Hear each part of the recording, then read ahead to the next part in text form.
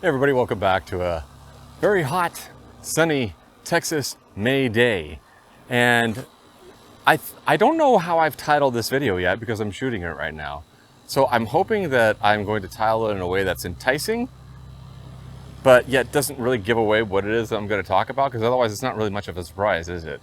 And I'm kind of going to be giving it away within the first minute anyway, so I guess it's not really that big of a deal, but I don't know. I just like to kind of try to surprise people whenever I possibly can. So I know that you probably watched my Troy built rototiller video talking about, the pros and cons and what I thought about it and all that stuff. And I think that I had mentioned, well, I know I mentioned in it that I said, hey, one of the things that I was considering at the time was getting a tractor. And then you saw probably at the top of the screen there that I had put a little label on it saying I'm still thinking about it. Well, I don't know if you've caught on yet, but if you've watched any number of my videos, then you've probably noticed a pattern that when I start thinking about something, more than likely that something comes true. And that is absolutely no different than this idea that I had rattling around in my head. So as you can see, I did buy a tractor because I quickly realized that as I was trying to do just a modicum of tilling in the back there, I have way too much land. And not only that, but I mean, with a tractor, there's so much versatility and there's so many different projects that I have going on around here. And I've been doing everything by hand up until this point. And I got to tell you, doing things by hand, it just absolutely sucks after a while. I mean, we're talking we've owned this place now for a year. Actually, I think it's going to be, well, it might be June. I think it was actually June when we finally landed the deal on the home. So we're just 1 month shy of owning this home. And for the most part, it's been nonstop projects for me working on this house. And with as much land as we have, and I'm not saying we got just an absolute truckload of land or anything crazy like that, but we do have more land. It's not just your typical small backyard. We got I think it's 1.25 acres, maybe. It might have been closer to 1.5 acres. I forgot. I'd have to look at that thing again, because that's just, these numbers just don't stick in my head for whatever reason. So yes, I wound up getting a Kubota BX2380, and I really scored a good deal. It's a used tractor because brand new, and this is a 2020, so it's not like it's a super old model either. It's only a couple of years old. When I got it, it had, I believe it was 325 or 350 hours on it. So nada. I mean, I wound up getting it from a farmer that lives closer to Houston, I think. It's halfway between Houston and Austin, I think is where he said he was.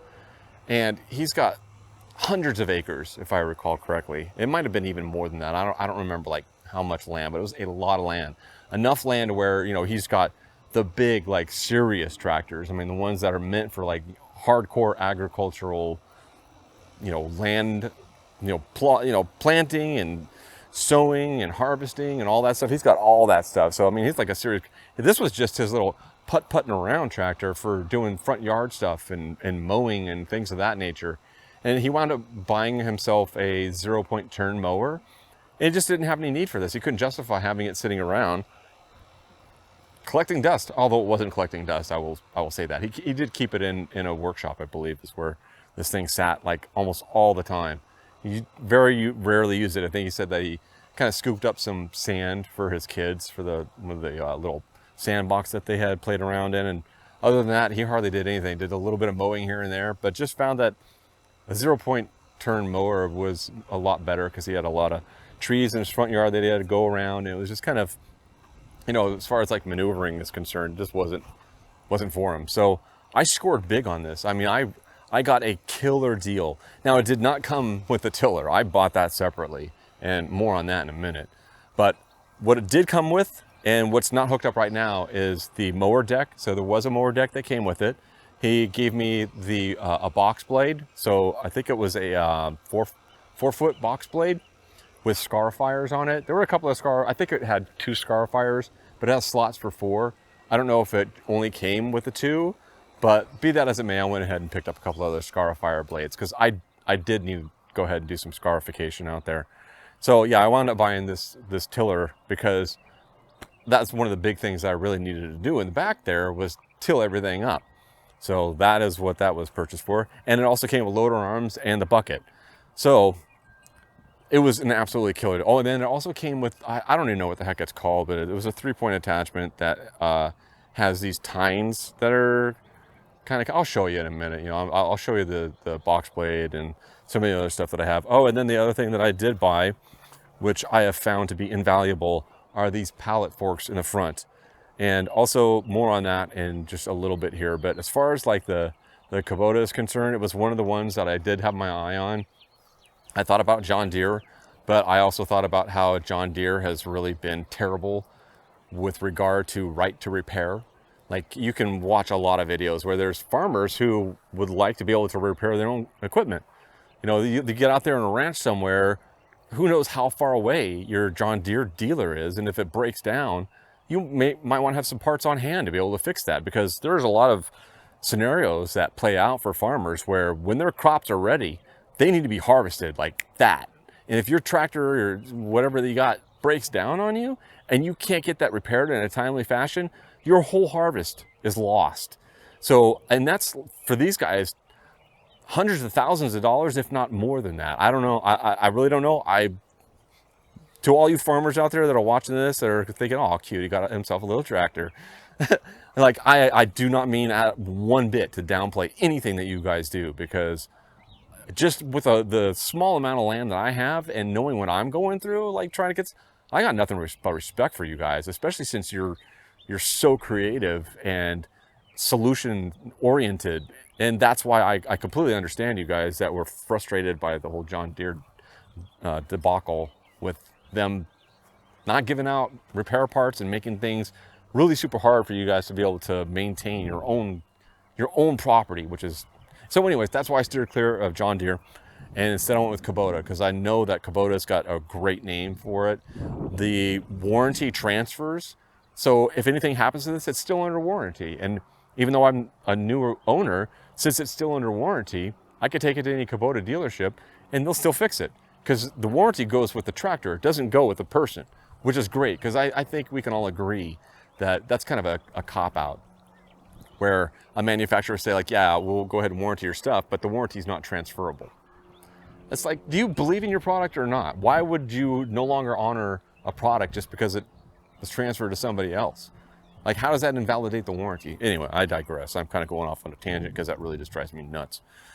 So I did get the Kubota, and so far I've absolutely loved this thing. It is, I cannot even begin to explain to you how unbelievably useful this thing has been. I have gotten so much more done in such a smaller window of time than when I was doing everything by hand.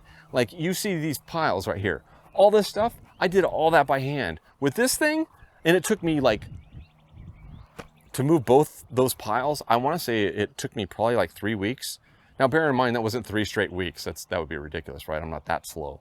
Three weeks worth of weekends, right? So I had at least 6 days in a row where I was shoveling this stuff into a wheelbarrow and then dumping it over here, and then I'd go back and shovel. And it burned out doing stuff like that. Just everything, and it's just having to carry things. When I bought like the chicken coop and all that stuff, I didn't have this tractor at the time. So everything that I had to bring back there, I carried all that stuff by hand too. And it's not like I'm lazy, right? It's like, I don't mind, like, because I work out, you know, I weight lift and kickbox and, you know, used to go jogging a lot. I haven't really done any jogging in a while, but like, I keep fit. I try to like stay up, and it's not like I'm lazy. But at the same point in time, sometimes there's just things that are just heavy or monotonous, or you're trying to knock some work out. I'm not doing this to get a workout. That's what I exercise for, right? I don't do work around the house as a form of exercise. It turns into a form of exercise, but this has really helped, because I got a lot of stuff that I need to do around the house, and without being able to have a tractor, it was just killing me. Well, not literally, but I mean, you know, it's just really, really rough having to do all that stuff by hand. And this has solved, I want to say, a good 80% of problems that I've had as far as all the work that I've had to do. So I'm very, very happy with this product, to say the least. And I think at this point, I'm gonna go ahead and just drive it over to where I have a bunch of my other implements and 3-point attachments, and give you an idea of what actually came with this thing. And it just like most tractors, it is diesel, but you know, out here in Texas, I don't have to like worry about glow plugs, having to warm them up, just because, well, it's all pretty much always really warm out here. I mean, during the winter, it gets chilly. That's what I would classify it as. I wouldn't say that it gets like downright cold, because I've lived in downright cold, and this does not compare.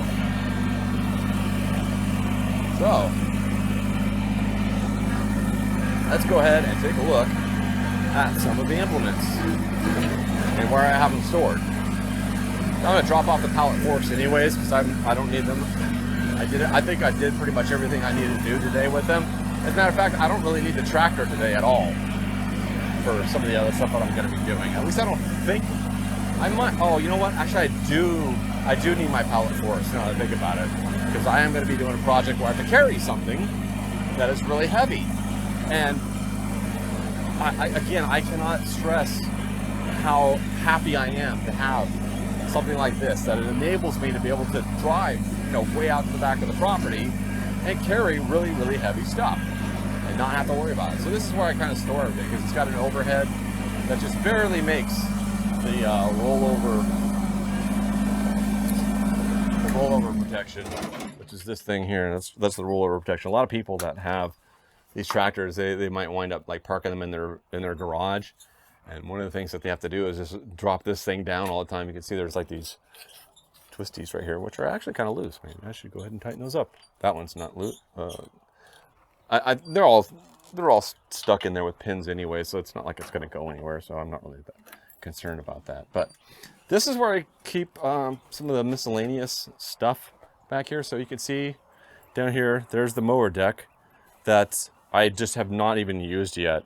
So as you can tell, for those of you that know about tractors, you'll probably already know about this one, but for people that are, this is especially, you know, geared, this video is geared more towards people that are contemplating buying a tractor for whatever reason. And like I said, if you have a lot of projects that you need to do around the house, and you've got a pretty decent sized amount of land, anything I would say over half an acre, you need a tractor. You really do. If you have a lot of projects. Now, if your whole property is already hardscaped and you're not really planning on doing things like growing, you know, a vegetable garden and raising chickens, and you're not going to be transporting things back and forth along the property, and there's not really much of anything you need to do on your property, you don't need a tractor. You could probably get away with, like, if you've got like a large yard with a lawn and you're thinking about, you know, mowing it yourself or whatever, then, you know, a zero-turn mower is probably the way for you to go. But with, like I said, with all the projects that I got going on and the ideas that I have around here, this thing just is indispensable as far as I'm concerned. So yeah, this is the mower deck for it. It comes out fairly easily. The one thing that I've seen people say with regard to at least detaching it, I have not had to reattach it yet. I would imagine that, you know, I know that it's just the reverse of taking it, removing it from the tractor. I've seen some people that say like, oh, you don't even need to like tilt the wheels. You can just pull it out. And I've watched them do it. You know, they can do it. But as you can see, I have like, you know, this dirt is something that the wheels will dig into. So if you're trying to like pull this thing out from underneath the tractor and you don't turn those wheels, you're gonna have a heck of a time, because it's gonna just dig itself into the dirt. So you definitely need to go ahead and pull this up. So one of the things that I didn't do, and I don't know why I didn't think about this, is that before I actually started disconnecting it from the tractor, I didn't turn those wheels. Primarily because the videos that I watched, people said you don't need to do it. Which, in this case, with this kind of ground, you do need to do it. Unless you're just like freaking super strong and can just like muscle that thing all the way off through the dirt and everything. I don't know why you'd want to do that. It's not really that hard. But the first thing you should do is, like, if you're going to be dropping it on taking the deck off, pull the deck all the way up, you know, raise it all the way up to underneath, so that way the wheels are free, and spin the wheels first, lock them into place, then drop the thing down. pull the PTO shaft off, and then you can, disconnect the rest of it, slide it out. Much easier than so that was one of the pitfalls that I had with it. But what I wanted to kind of go over was, I'm talking about PTO. So that is power takeoff. I don't know where that phrase originated from, but that's what they call these on tractors. This is a spline fitting for a PTO shaft. And this is actually the PTO shaft. It's the mid PTO for the tractor. So this tractor has 2 PTOs. There's the under the deck PTO, and then there's one in the back for attaching 3-point attachments. And they're driven by the PTO, and the PTO is just a system that hooks up to your transmission and provides power to your implements. So that way, when you have the deck, it'll spin that. When you've got, like, for example, this tiller, you can see right there, that's the PTO shaft right there that's connected to the back of the PTO. And you can't really see it very well, but it's got a U-joint there. Now you can see it. So there's just a U-joint, and it slides on there. It's got this little button that you got to press in. And then when you slide it on, that little button, when you let go of it, there's a kind of a detent on the back of the PTO shaft that sticks out, and it'll just kind of like lock into place right there. Oh, and that's one of the things that I have not done now. I see what I'm doing here. Yeah, so this PTO guard right here is one thing that you definitely are going to want to have in place. I don't know if this is the best spot to hook this on. Probably not. Let's see, where should I put this on? I don't want to hook it on the pin, because then it's going to be yanking on the pin a little bit. Actually, you know what? It's probably fine to just put it on the pin. All it really needs to do is just prevent it from spinning around. That's really all this is for. So it just kind of holds this plastic, because this piece right here is independent of the actual shaft that's inside. Because as you can see, rotating drive, and you can see there's a human that's wrapped around that drive, and that's why they have that cover on there, to prevent any kind of accidental, horrific dismemberment or death from that thing. I would highly recommend that if you are putting one of these on, that you go ahead and keep that cover on there just in case. Because I think that everybody probably wants to keep safety in mind when it comes to highly dangerous things of this nature. But because there's accidents, obviously there are going to be accidents that can occur if you got that shaft exposed. And sometimes you just don't think, right? You're just like, you're goal oriented, and maybe you're over here and you're loosening up a pin, and you drop the pin down while, for whatever reason, I have no idea why you do this, but you've got the PTO engaged, so the time, this is already sounding so horrific, but you got the tine spinning, you drop a pin down here, and then you reach down, and let's say that you got a long sleeve shirt on, you reach down, and your shirt gets caught on this shaft. This is, like I said, this is independent, so this will not rotate. But there's a shaft that's inside here that does rotate. You get your sleeve caught on that thing, and I think you can just use your imagination and imagine what would happen there, because that would be horrific. All right, so is there anything? Okay, so with the Kubota, I guess one of the things I would point out is that some tractors will have forward and reverse right next to each other right here. With a Kubota, it does not have that. This is your forward pedal, and as you can see, there's an arrow right there. That's your reverse pedal. And it does take a little bit to get used to. I think it took like less than a day. Like after I started driving this thing around, less than a day getting used to having to press forward with your foot, and then, kind of press backward with on the reverse with your heel, kind of go in reverse. That was an interesting thing. But after now, it's like secondhand. Like I just don't even think it's like second nature to me. So a couple of other things on the tractor that I will show you. So right here is your, this is for your rear 3-point attachment. So you got these arms that are down here that come out, and they'll connect onto your attachments that you got on the back, as well as the 3-point top hitch. I forgot what the heck this is called.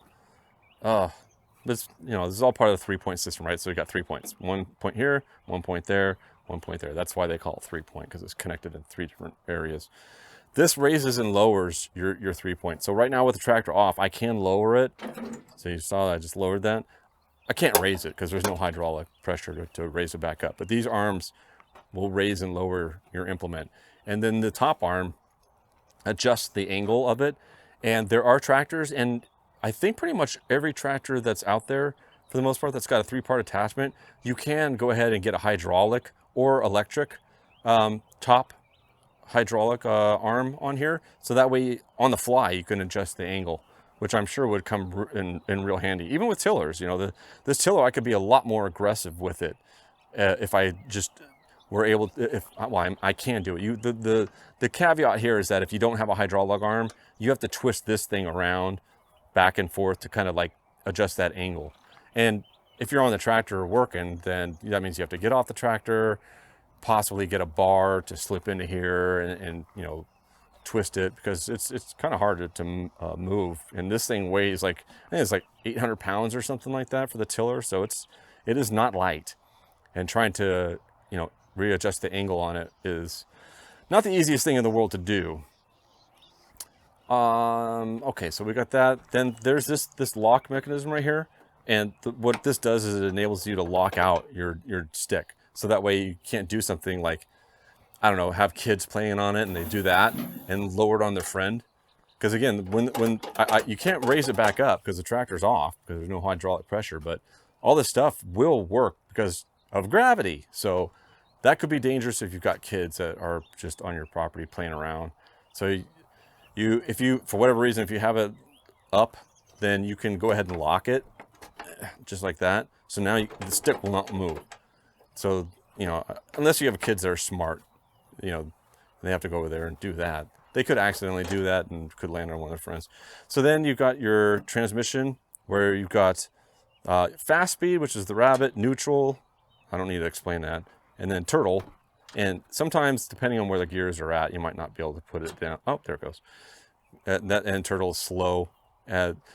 I think that also with the transmission, that means that you're not going to get as much power in through the whole you know, system. Whereas when you have it on the little turtle guy, I don't know why, but sometimes it just really does not want to go down into that. Sometimes I have to roll the tractor a little bit to be able to get it to go into a different speed with the transmission. But this gives you a lot more torque on the transmission when it's in low, just like on any vehicle, right? I mean, this is kind of the same thing. And then you got your 4-wheel drive, where that's now in 4-wheel drive. You can see that the transmission is connecting to all 4 wheels. And then you can see right there where it's kind of broken right there. That means that it's in 2-wheel drive. There we go. Yeah, so most of the time you're probably just going to keep it in 2-wheel drive because it's going to save on gas, it's going to save on wear and tear on your tractor, and it's a little bit easier to steer. It'll move a lot faster also if it's not in 4-wheel drive. It's not really that noticeable, but you can see it. And then as far as controls are concerned, this will raise and lower the deck, I believe. Yeah, oh, right, no, I'm sorry. That is for both the three, all your PTOs. So whether it's the Mower Deck or it's the 3-point on the back, this controls like how fast the system will raise or lower your implements. So I have it adjusted right now to where it does it nice and slow, because you can have it just like, especially when you're going to drop something on the ground. If this is like wide open and you press down to drop your implement down, it'll just slam down to the ground. So if you're like on concrete or something like that, it's probably bad for your implement and it's bad for your concrete, so you don't want to do that. This adjusts the height for your mid PTO. And then this right here is your differential engage. So if you are in 2-wheel drive, there is, and it's actually kind of like angled all goofy. There we go. So if you are in 2-wheel drive and you notice that, you know, one of your wheels is spinning on the back because they're not both engaged, you can just step on that with your heel, and as the transmission spins, it'll engage that, and then it'll engage your tires. So that way you get traction on both tires, because I think usually it's only just a single tire when it's just in 2-wheel drive. So that really comes in handy, and I have used that quite often. And even in 4-wheel drive, I do believe that it only drives like a couple of the wheels, if I recall correctly. But when you step on that, and then they'll all engage, and you could definitely notice a difference, because especially if you're dragging something like, you know, for me, That's the box blade that I was talking about, and I'll go over that in just a second. But when I was dragging the box blade, it was accumulating a lot of soil, and that soil is heavy.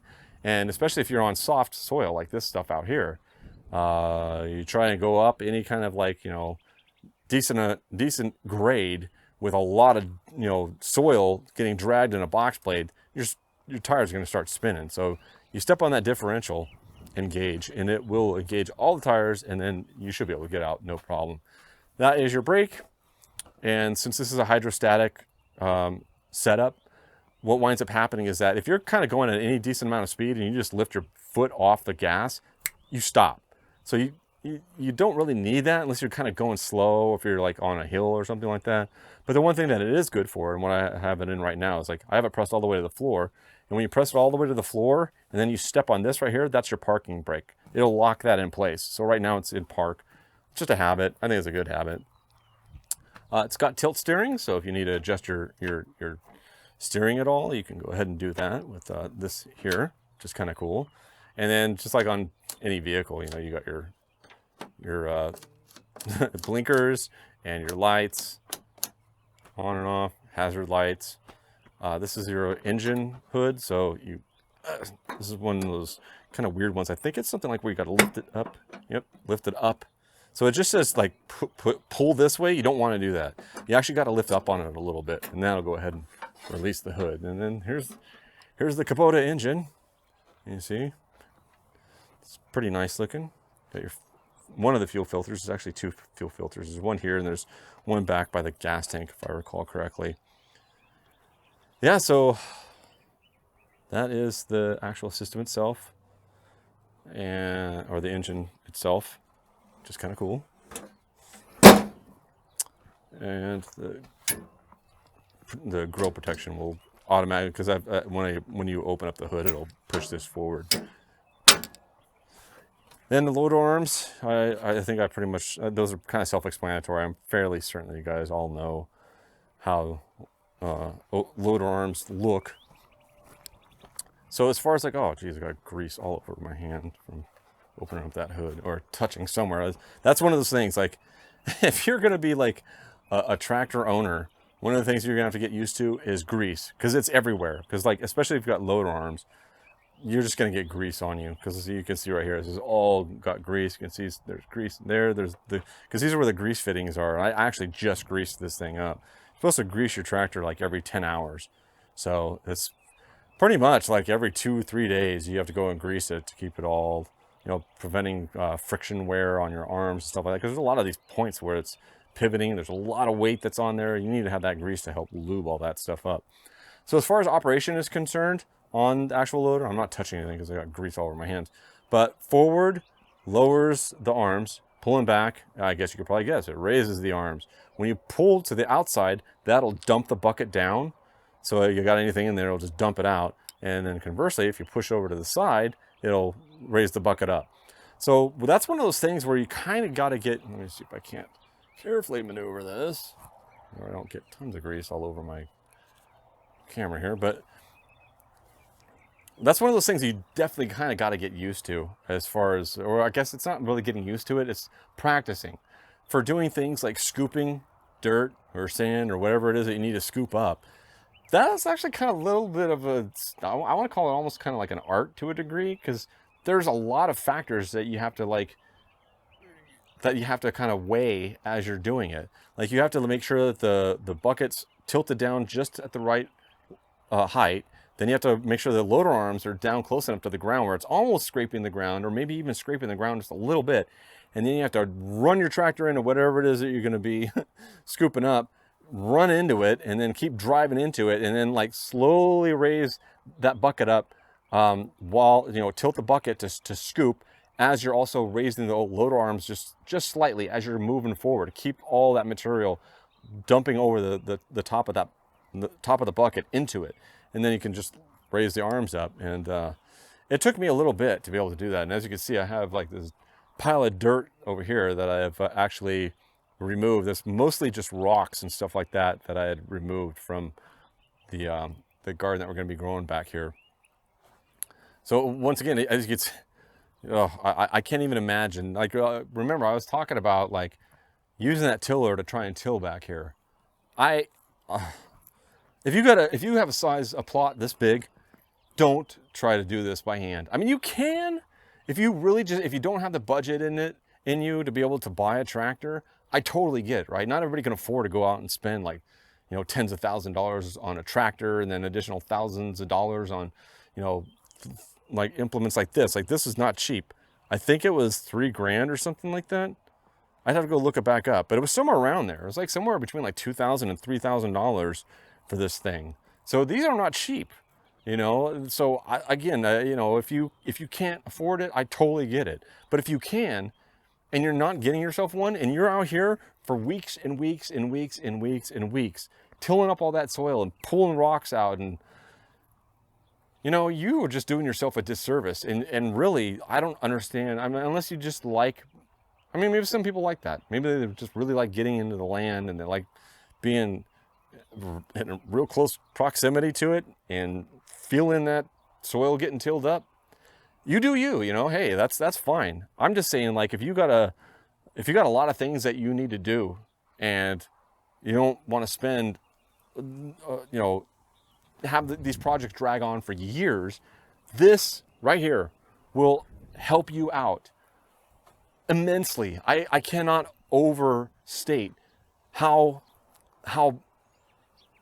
just blown away I am with the time that I've saved having a tractor. It's unreal.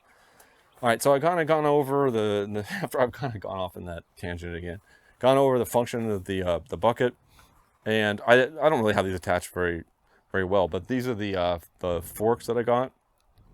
One of the things, I'll get to that in a second. So these work out pretty dang well. I don't really have too many complaints with regard to how this operates and the way that it operates together, because I don't think that there's anything wrong with the way that this is set up and the design of this. It's doing exactly what it's supposed to do, and the capacity that it enables you to function with regard to loading and unloading, pallets or just carrying things around. It works fairly well. Let me put it that way. And I will kind of, let me just go over the pros and cons. Maybe I will, because it kind of ties into something else. And let me just kind of wander around in my circular way of kind of getting back to things and all that. So this is the box blade that I was also able to, that came with the tractor. So that was really nice. And you can see the scarifiers. These are the scarifiers right here. These things that are attached to the box blade. And what winds up happening is that it's a 3-point attachment. So this is actually closest to the back of the tractor here, and this is farthest away from the tractor. It's not, I don't need to point this out. I don't know why I'm bothering to say it, but it's not hooked up to the tractor. So it might be difficult for you to like figure out, if you don't know what this thing is, how it's facing. So the tractor would be, hooked up to it behind and dragging it, right? So the whole point of a box blade is to kind of roughly grade. It'll kind of do a rough grading job of whatever, surface that you're on. So if you got some hills that you need to knock down or whatever, the box blade will do it. Will it do like an absolutely perfect job? No, it won't. And I will show you some evidence of that in a minute. There are other implements that you can get, other 3-point attachments that you can get that will enable you to make a super smooth grade. So if you're like putting in a driveway or something like that, this is probably a good starting point. But then you'd want to go ahead and move over to what do they call them? Not a rake, a land plane. I think that's what they're called. I think they're called a land plane. So it's like, the plane that you would plane wood with, but instead you're planing the land with it. But this does a good job of just kind of roughing it up. So what you can do is adjust the height of the scarifiers. So that way, if you need to really aggressively dig down and just churn that earth up, that's what those will do for you. So you just drop those things down, and then drop the box blade all the way down to the ground. And then again, this is another reason why having that hydraulic third function on the back of your tractor would really come in handy, because then you can adjust the tilt on this, because that tilt is really going to determine how aggressively this thing digs in. So you can either tilt it forward and have those scarifiers really dig in. And I will tell you, yeah, let me get to that in just a second. So, or you could tilt it forward more, which will cause the blade that's in the back of the box blade to dig in a lot more, whereas the scarifiers won't dig in as much. And then again, you can raise and lower the height of these depending on like how aggressive that you want it. Like right now, the way that I have it, if I've got the box blade level, the scarifiers won't even really touch the ground. It might barely, like every now and then if you got like a hilly thing, it might touch it, but it's not going to really, it's not, they're not really being utilized the way that they can be if you drop them down real far. So that's the box blade and the forks. So here's a couple other things. This is actually part of the mower that helps to, or not helps, but it attaches to the mower deck to secure it. It goes up in the front there. So it'll, I believe it attaches to this right there, because that's the back of the mower. This is the front of the mower that goes, slides right underneath the tractor. And you might be able to see down here where there's some brackets and stuff like that. That is where that orange thing will hook up to, and it hooks into that as well. So that's how the mower attachment gets hooked up. And this is what I was talking about earlier. I don't know what the heck this is called, but it's a 3-point attachment also. And kind of lightweight. And it's, I call it a 3, yeah, it is a 3-point because it's got the top and then the attachment point there. And I honestly don't know what this is supposed to be used for. And the guy that sold me the tractor, he just threw it in for free. He's like, I've never used this. And he said, maybe you can find a use for it. And I was like, yeah, you know, what the heck, why not? I'm not going to turn it down and say, like, I don't want something for free. Because I'm sure it probably costs, like, if you're going to buy this thing brand new. I have never seen anything that attaches to a 3-point that costs anything less than like $100. Like, everything is at least $100 or more. I'm sure there might be some stuff that you can get that's really super cheap. I don't know how well that is going to work, because if you're starting to get below $100 on something, more than likely it's going to be very light duty, and it's probably not going to last because it's probably made super cheap. So let's move on to one of the subjects that I was going to bring up that I kind of said, you know, let me talk about that in a second. And that is the bucket. So one of the things, like if you've been doing any searches for tractors and options for tractors, one of the things that you've probably heard people say quite frequently is make sure that you get a skid steer quick attach for the front loader arms. Make sure that your tractor comes with that. And I could not agree more. And the reason for that is that this is a pinned bucket. So, but I got, like I said, I have no complaints. I got a super good deal on this thing for the low amount of hours and how, like, the pristine condition. It's only a couple of years old. You know, this is just one of those things that you kind of have to deal with on your own. I will wind up getting two different things. Two different things. One of them will be the skid steer quick attach. That's really difficult. That's a tongue twister. And the reason for that is that right now, if I wanted to like switch this out for some other implement on the front of the tractor, I'd have to like drive the pins out and do all kinds of crazy, you know, this and that to try and get the bucket off to be able to get something on it. And then I'd have to go ahead and go through the process of getting that attached. And if you've ever seen a skid steer quick attach video, then you know what I'm talking about, because all they have to do is just drive up to wherever it is that they want to switch out their front loader arms with a different implement, and they can just kind of like, I believe it's mostly from the actual, like, from the seat of the tractor almost. They might have to lean forward, and they can just, you know, pull on a button or something, or pull on a lever, and it'll unlock your whatever you've got hooked up to your loader arms. It'll unlock it, and then you just maneuver your loader arms and push it down, I think it is, or something like that, and it just unhooks. And then you can just back the tractor out and your bucket's off. And then you can kind of come around if you want to like get a, what do they call it? A stump. It's just kind of like a stump buster or something like that. It's almost like a bucket, but it's a very narrow bucket that's got a real aggressive and long front to it. So you can really dig into that ground and just heave a large amount of dirt from deep in the ground. Something you can drive those things down like 1.5 feet, 2 feet, depends on your tractor and the soil. But if you wanted to swap that out, it's going to take you a while if it's a pinned system like this. And not only that, but I think most of the stuff that you would attach to your loader arms is going to be skid steer, quick attach capable, which means I don't even think, I think you can't even hook it up to a pin system like this.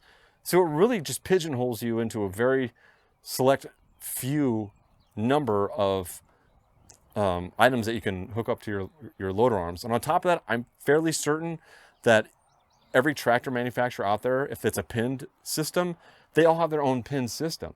So you're really, again, just your choices are really narrow when it comes to like a pinned system, which is one of the reasons why I'm going to get a skid steer quick attach system hooked up to this. And that kind of goes into the whole like forks, right? So the forks that I have, they work great, but at the same point in time, for one thing, you can see this, they're kind of skewed because you have to get the stabilizer arm in there. Otherwise they'll be independent and move and go out of square, and just a big mess, right? And on top of that, the way that they attach is just, you have to lock them down by twisting these down onto your bucket, which also puts your pivot point way out here, right? So if you're carrying a pallet on your pallet forks, then the furthest you can slide those pallets is up to this bar. So that's as far out, as far in, I should say, that you can have your pallet. So if you got a lot of heavy stuff that's way the heck out there, then you've got a lot of weight that is just kind of multiplied by how far out it is. So your pivot point on your arms are way the heck over here. Now you got all that length all the way out here. So if I have a skid steer quick attach and I get the pallet forks for it, I could drop the bucket off, pick up a pallet forks, and the pivot point now is over here. The pivot point isn't way the heck out here. I've dropped it back by a good almost 2 feet. And the amount of force that a load will have when it's way out here, as opposed to being a lot further in, I will be able to carry way more with pallet forks that are much closer to the loader arms than where they're at right now. And I've experienced that firsthand. There were I had pallets of concrete cinder blocks that I had to move, and I just for the heck of it, I tried to lift the whole pallet. Forget it. No way. Not happening. Like there's just no way. So I had to unload all of them onto a separate pallet that I had. I had an empty pallet, and I would unload them, one level at a time onto the pallet forks and move it. It was still much better than doing it by hand. And I don't think, even if I had pallet forks on this, there's no way that I would be able to pick up that whole pallet. But I might have been able to get two levels of cinder blocks on a pallet, as opposed to what I was able to carry with just this setup that I have here. So that's one of those things to kind of keep in mind. If you are going to buy a tractor, if you're buying new especially, do not settle for anything less than having a skid steer quick attach system on your front loader arms, because otherwise, if I had bought this new and I decided to go with a pin system, I'd be kicking myself. Because I would have spent way more money for one thing, and then I don't even have a quick attach. Forget it. That's just a non-starter in my opinion. Get the quick attach, which brings me to the 3-point system. This is the typical 3-point system. Now, the only thing that I did is I did upgrade. I went ahead and installed these stabilizer arms here, which are so much better, because if you don't have the stabilizer arms, then you've got a turnbuckle system just like I've got right here. So the turnbuckle system would be, it looks a little bit different from this, but functionally speaking, it's pretty much the same. And it is a pain, so you have to twist the turnbuckles to be able to, and the reason why you have to do any kind of adjustment at all is because each one of these implements that you add on, whether it's that box blade or the tiller or any other attachment that you have, the distance is going to vary a little bit.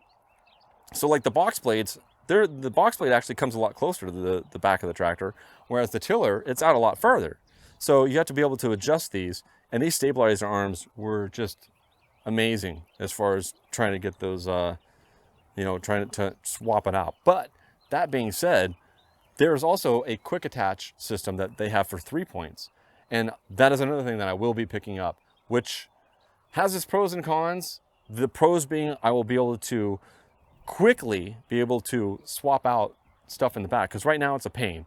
I have to go through, I have to pop the pins out of the stabilizer arms, and then release the pressure on the well, for one thing, for the tiller, I'd have to drop down the jack there so that it would stay level.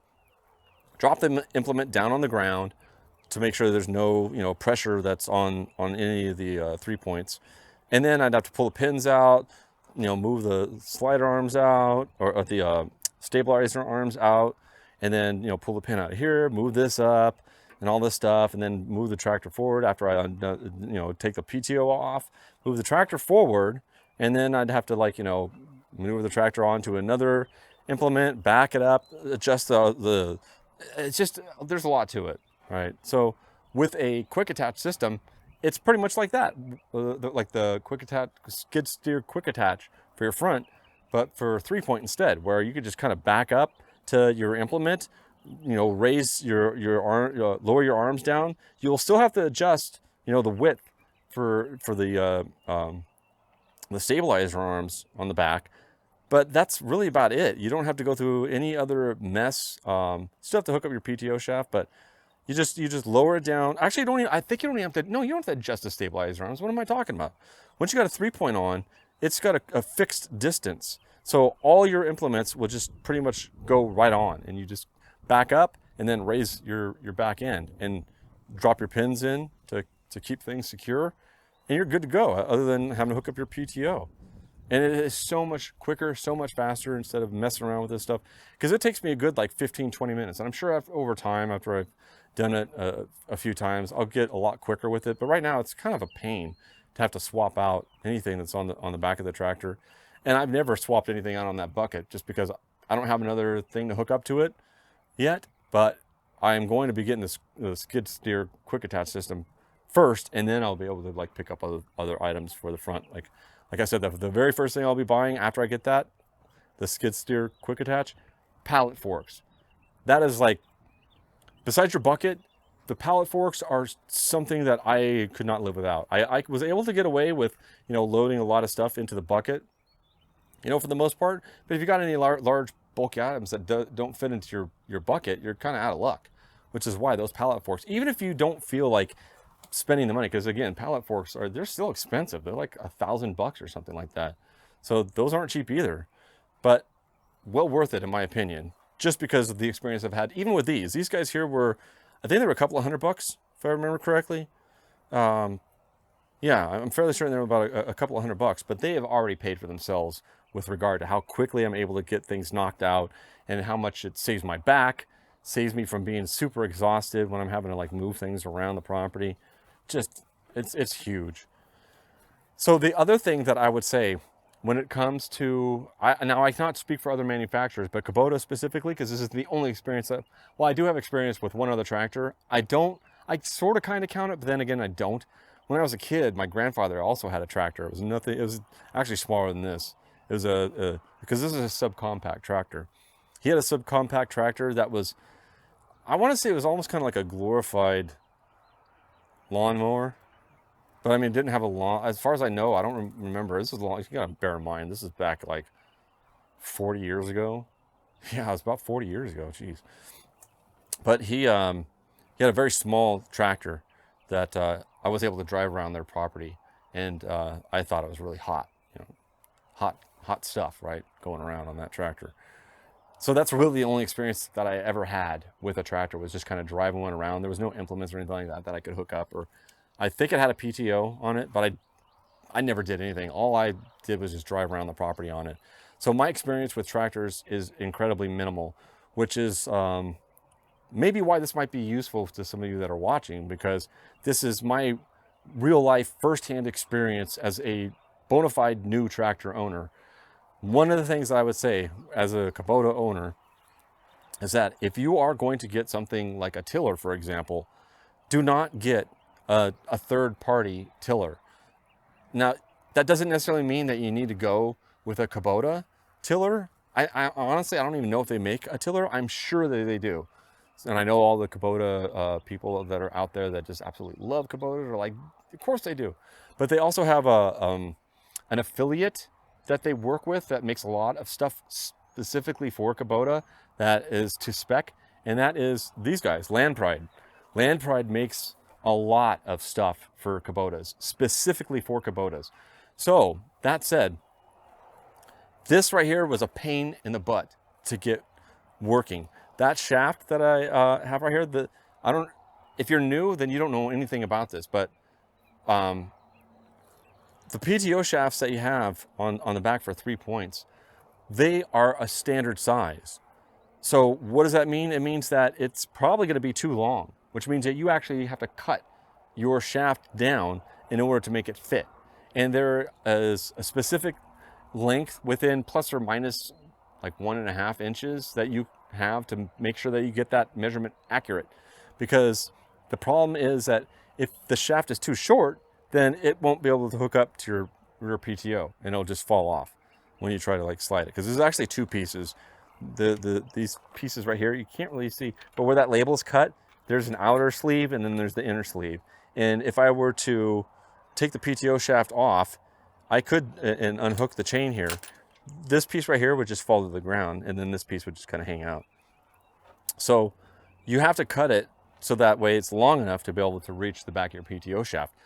And here's the scary thing. If you make it too long, you could not only damage the implement that you have, in this case of the tiller, but you could like really do some serious damage to your tractor, because what winds up happening is that shaft, if it's too long, for example, and you've got it at just the right spot where you just were able to get it to barely slide on, and then what winds up happening is that if you lower it or you raise it and that shaft actually tries to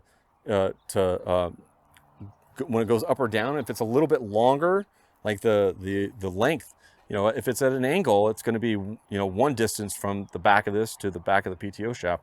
And as you drop it down, that distance might decrease. And when that distance decreases and there's nowhere for that PTO shaft to slide because it's already maxed out in length, it will take all the weight. Remember, I said this thing weighs about 800 pounds. 800 pounds of thrust, especially if you've got that adjustment right there on your 3-point height. If you've got that really aggressive to where you release the 3-point to drop it down to the ground, and it's one of those like you're going to drop it real super fast things, that will just slam into the back of your PTO shaft, which is directly connected to your transmission, and you will destroy your transmission.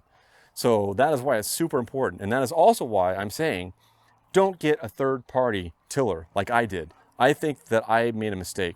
I got this one off Tractor Supply Company, and it's a great tiller. It's worked fantastically for what I needed it to do. But as far as like getting it to actually connect up to the back of the tractor, and especially with that PTO shaft, I don't know if the Kubota dealership, like if you bought it from Kubota, I gotta imagine that they probably would do you a solid and cut that shaft for you, so it's already pre-cut. Now, I'm just saying that because they should know the distance that is necessary for that PTO shaft to go hook up to your specific BX model. If you have a BX, there's like all kinds of different Kubota tractors, just the BX line. So this is the BX2380. So they should know like that distance between, the either Land Pride or the Kubota tiller to the back of your shaft. And that will save you so much time and so much headache, because I actually cut mine wrong. Luckily, what wound up happening is that the pieces that I had cut, that I had cut off, I cut it way too short because I was super paranoid after reading or watching so many videos saying like, don't ever cut it too long. You'll ruin your tractor. You'll ruin this. I have not experienced that firsthand, and I don't want to. I just took it at face value, saying like I'm going to avoid that. So I was a little bit too aggressive, and I cut it too short, which means that I did experience one of those scenarios I was talking about where the shaft just doesn't connect and instead just pulls apart. And I was like, oh, you got to be kidding me. So there are two options that you have at that point if you cut it too short. Hope that the spare shaft that you've got is long enough to where you can then go ahead and reattach it on, pull out the old material or the old shafts from the yokes on the universal joints. Hope that you can pull them out, and I was able to do that. There's actually some roller pins that were driven in to hold those in place. So I popped the roller pins out and I was able to just brute force it with a mallet and several different tools to be able to drive that that shaft out of the yoke on the U-joints. And I was able to cut it to the right size, and then I had to go ahead and drill the holes for the roller pin so that way I could stick it back through, pound it into place, drive that roller pin back on both sides. It just went, it was so much, oh, I could have avoided all that if I had just spent a little bit more money. And on top of that, I highly suspect, like right now, as you can see, the pins that I've got on my stabilizer arms are like almost maxed out. Like I can only drop it to this one other pin.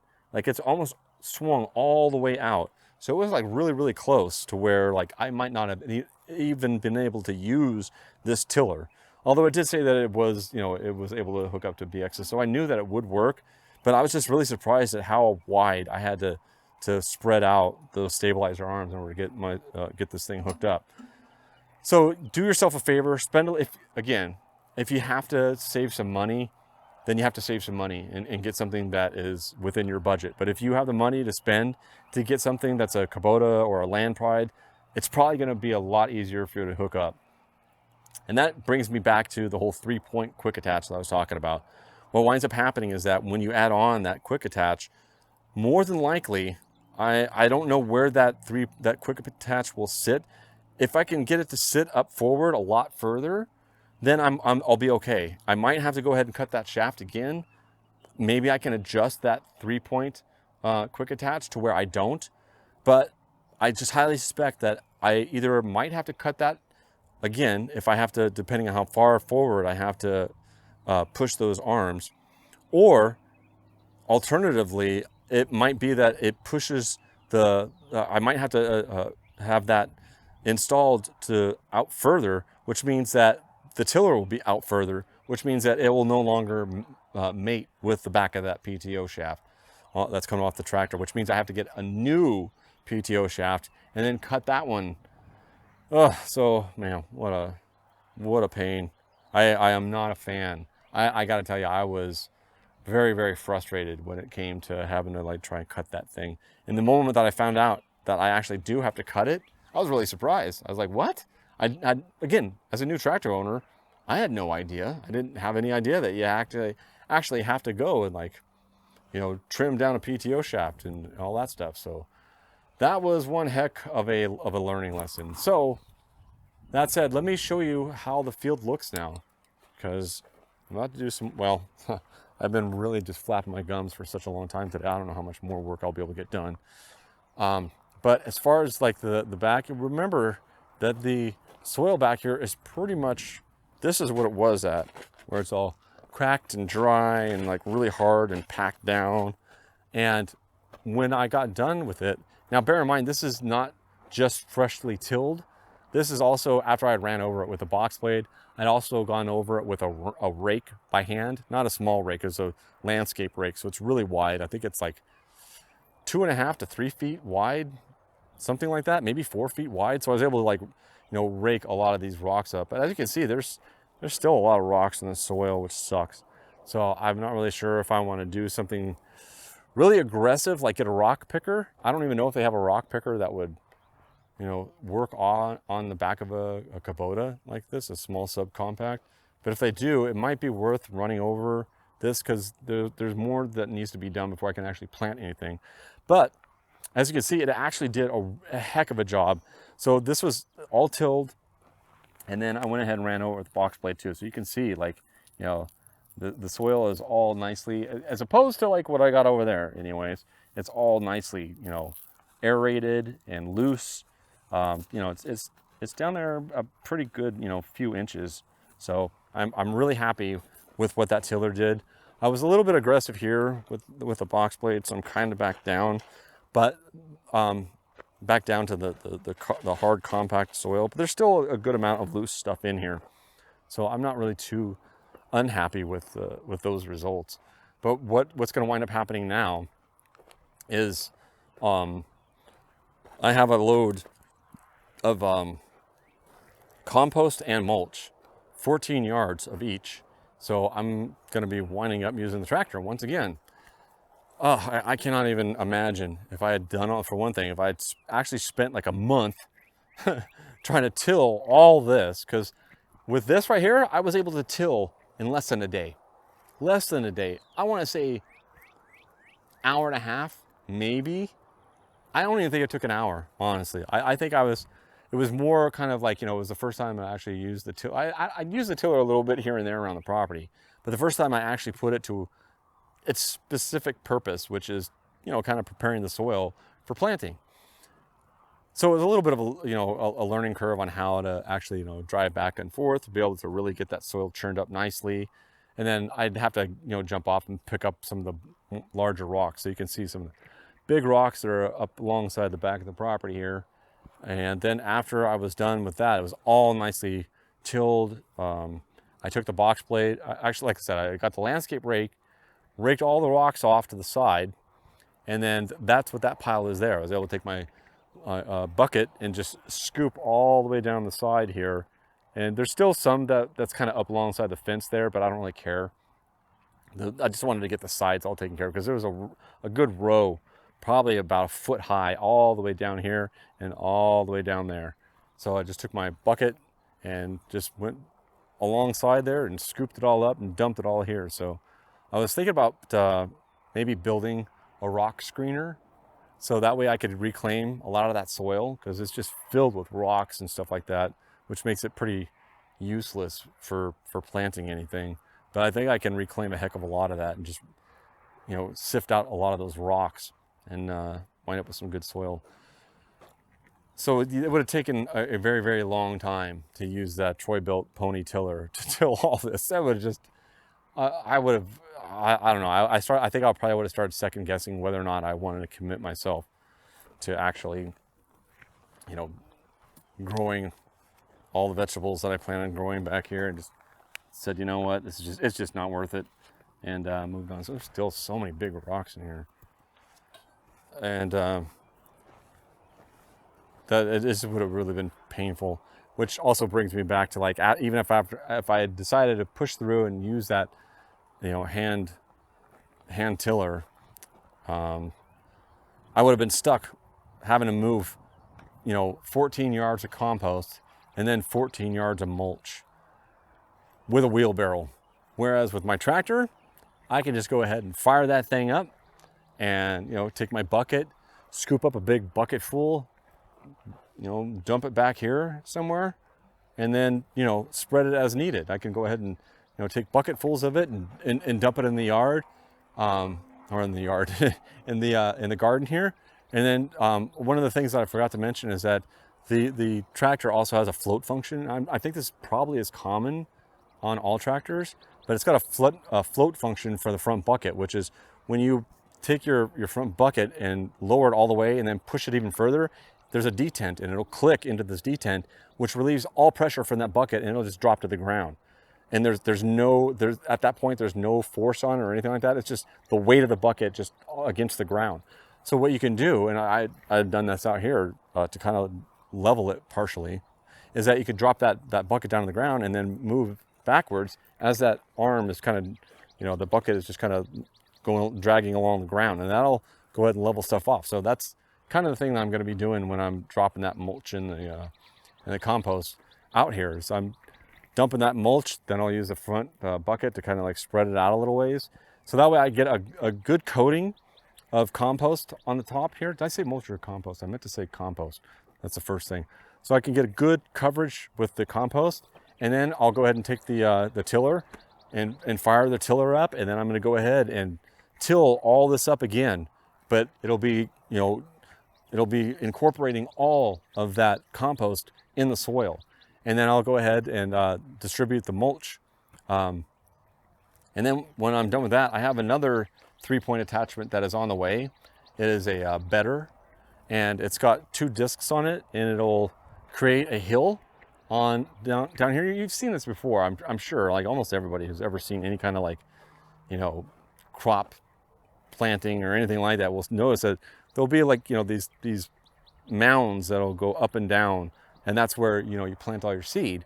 And then it also has a furrow attachment, and the furrow is like when you get that bedder that'll create that hill, the furrow is just like a hook that'll drag along in the middle, and it'll kind of, like, you know, create that a little bit of a divot in the middle of that hill, and that's where the seed drops in. And then I have a planter. It's just a hand planter, because I don't mind doing like planting it by hand. That's not that big of a deal because it's fairly large, but planting seeds is not really a super labor intensive thing. So the planter that I have will go ahead and deposit seeds and then bury those seeds on top of that. And when you've got a nice hill with a furrow in it, it just makes it so much easier. So I think that kind of about covers it as far as like the magic of the tractor and why, if you have any amount of property, I would highly, highly, highly recommend that you think seriously. Even if you got to get a loan, the loans that, from my understanding, I didn't have to take out a loan. I paid for mine right up front. But for tractor companies, there's large incentives with numerous months where you don't have to make payments and the payments are low. The interest rates are low.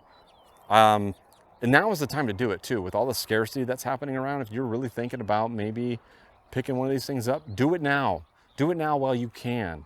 Because otherwise, I highly suspect with chips, I don't think there's any, there might be some computer in here somewhere, but if there are, it's going to be a real minimal amount of any kind of, computers that they've installed inside this thing. So you don't have to really worry about, I don't think, the chips in it, but the steel that they manufacture these things from, the prices are just going through the roof. So these are just going to get more and more and more expensive. And there might come a time where you might not even be able to get one. They're going to be back ordered and you're just going to be sitting there waiting. And meanwhile, considering the scarcity, this is one of the reasons why we're getting this vegetable gardens, because I really think that we're on the verge of some serious collapse action happening here. And I just want to have a safeguard so that way, my wife and I don't really have to worry too much about where the food is going to come from, because it's going to come from right here. And this tractor is going to just be an absolute time and muscle and back saver. And so far, that's exactly where it's been. And I could not be happier. Honestly, there has not been a week that's gone by since I picked this up that I have not used this thing at least 2, maybe 3, 4 times a week. It's so easy just to hop on it and just knock something out real quick. Within even something like that would have taken you days by hand. With this thing, you can knock it out in just a couple of hours. So even though I work till 5 o'clock our time, when I'm done with that, I can go out here and hop on the tractor and get some stuff done. Like the other day, I was able to come out here with my bucket and scrape up all that stuff that I'd raked off off of our garden bed.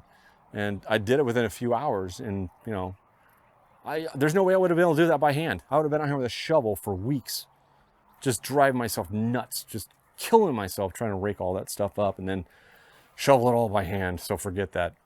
So that said, by all means, get yourself a tractor. If you've got over half an acre and you got a lot of projects that you're going to be working on, this thing right here will just be a huge boon and time saver, and you'll be able to get so much more done in such a fast amount of time. You will not regret it. I can pretty much guarantee, to the extent, I'll give you your money back, and since you're not paying anything, well, there you go. But I guarantee you're probably going to like owning a tractor. So that'll be it for me for now, and I will catch you guys next time. And I want to say thank you very much for watching this video. If you watched it all the way through to the end and were able to hear me babbling this entire time, then I don't know, you deserve kind of a trophy or a medal or something. I don't know. So go buy yourself one, because I'm not buying it for you. And if you like this video, I really appreciate it if you would thumbs up. And if you like these types of videos, then you're in luck, because you're in the right spot. You should subscribe. I would highly recommend that too. All right. Thanks a lot, guys. I hope you have a great day, and I'll see you next time. Bye.